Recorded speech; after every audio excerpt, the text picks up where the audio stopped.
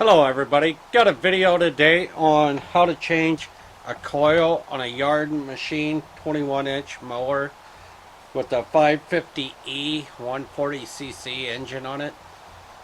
It's pretty basic, pretty simple. You don't need a whole lot of tools or anything, and all you really need is your new coil and a business card, and I think a 1/4-inch drive with a 5/16 socket and a 1/4-inch socket, I do believe. But all you do really is lay your stuff down here. Try to get it focused on the engine here.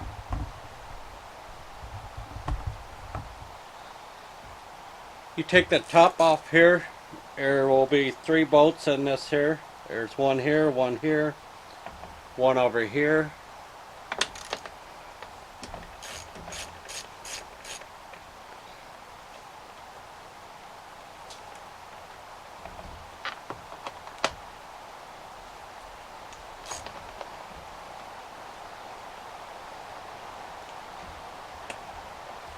I'll put a link down below where I got my coil for this one. They're pretty cheap. I think it was under 20 bucks for it.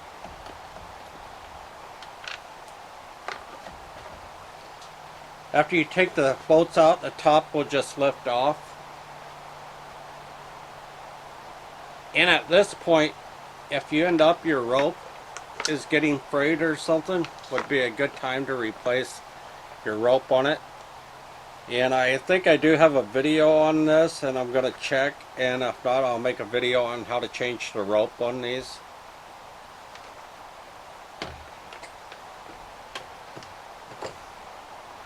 Once you get that off, you'll have to change your socket.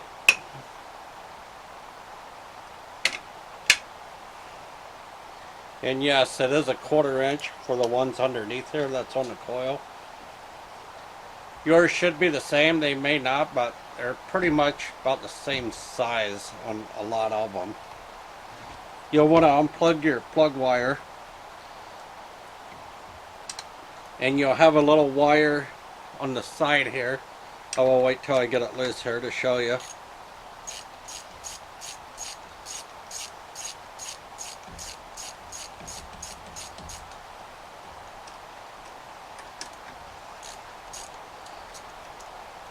There's the 2 bolts in this, and they're just little ones. They're really thin, so you want to be careful when you put them back in, not to break them. A lot of people will over tighten them, and once you do that, it's a pain in the butt to get them back out unless part of it's still sticking up out of the hole. Once you do that, I don't know if you'll be able to see it, but there's a little wire right here that you gotta unplug, which is a ground wire. And also, sometimes it's not your coil actually going bad. If these get rusted really bad and the flywheel part on here gets rusted,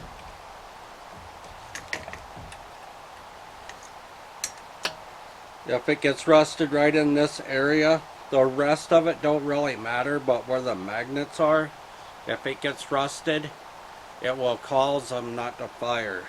So always check that also before ordering a new one.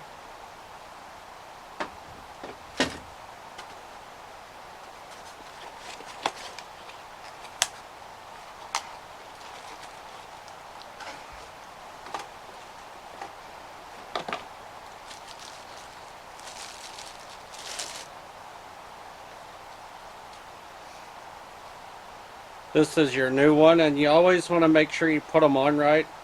This one is marked this side out, which means up on here.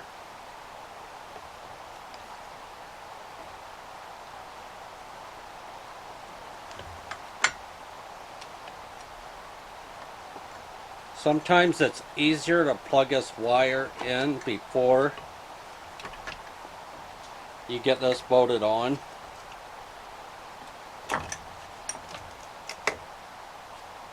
Cause on this one it wouldn't hurt for the wire to be a little bit longer.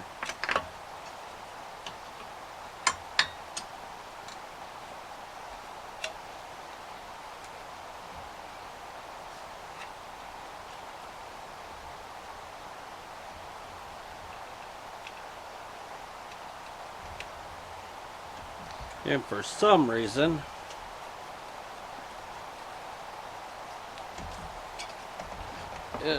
is not going. There it goes.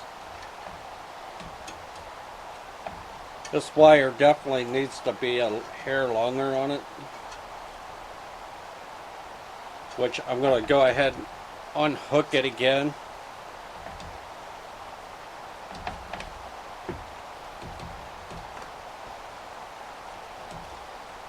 If you run into this problem, you can always take the wire out here and cut it and put your piece in the center of it to extend it to make it a little bit longer. Or if you have the stuff, just make a whole new wire for it. But we'll go on like we already put the wire on it here. On this here kit that I got, or coil that I got, this has the little card with it that kind of shows you how to gap it. And a lot of people say you can't do it. I do it a lot. You can take a business card, the regular style business card, stick it in between the coil and the flywheel where the magnets are, and gap it that way. Or if you have a filler gauge like this, you can use these, are the metal ones. This here one's like a plastic, but the business cards work just fine.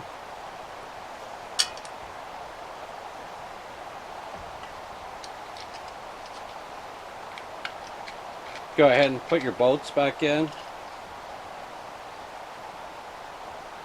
And at this point, as I said, you don't want to over tighten these because they are easy to break.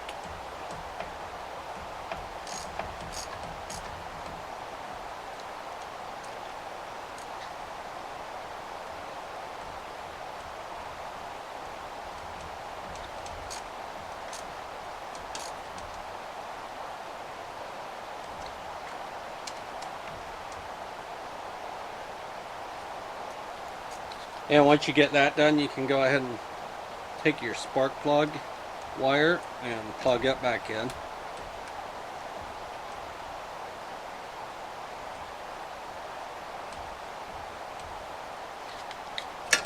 And to get that out of there, you just take and twist the motor. And a lot of times they will, there it goes, come right out of there. And you always too want to make sure you use one of these, that way it's not hitting the flywheel when it turns, because if it's right up against it, it's not going to start. And on some styles, like on the riding mowers, if this catches on the flywheel how they're made, it'll break these little parts off where the bolts go in, and at that point your motor's pretty much junk. So, but on this here, that's not an issue because it's smooth all the way around it. There's no spot for it to catch, so you just got to have it gapped right.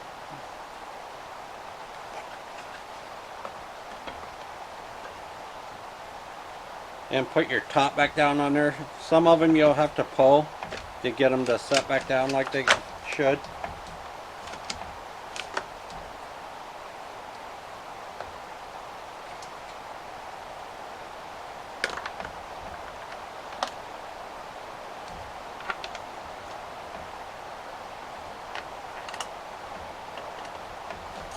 And I go ahead and I get all three of them started a little bit.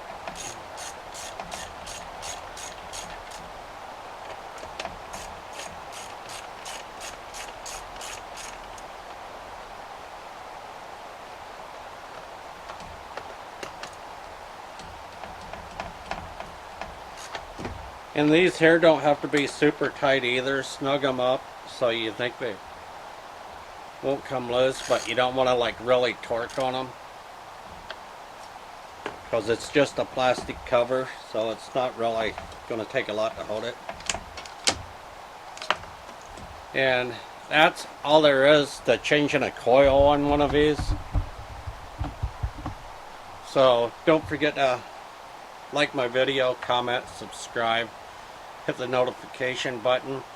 And like I said, if I ain't got a video on how to change this rope, I will go ahead and put one up, or I might just make a new one, either way. So look out for that, and don't forget to check out my videos, and have a great one, everybody. Bye.